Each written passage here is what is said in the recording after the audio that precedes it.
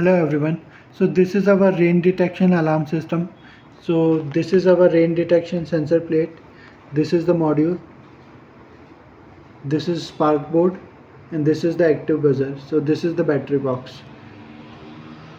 So the wiring is like VCC goes into MB1 and ground goes into ground and the signal goes to negative pin. So this is like active low, so will short the signal to the negative pin so that it is always on, and like whenever the current comes in VCC it will start playing the sound.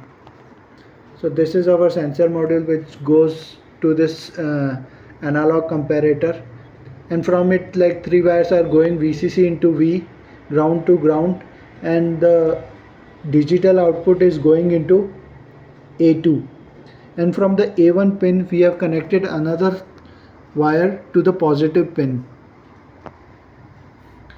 So this is active low. So like whenever the water falls on this sensor plate, it will pull the pin low, and the other pin is high, so that would like turn this buzzer.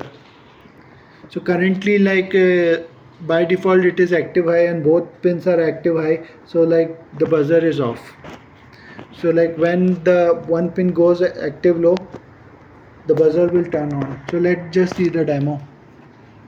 So let me just drop some water to simulate rain.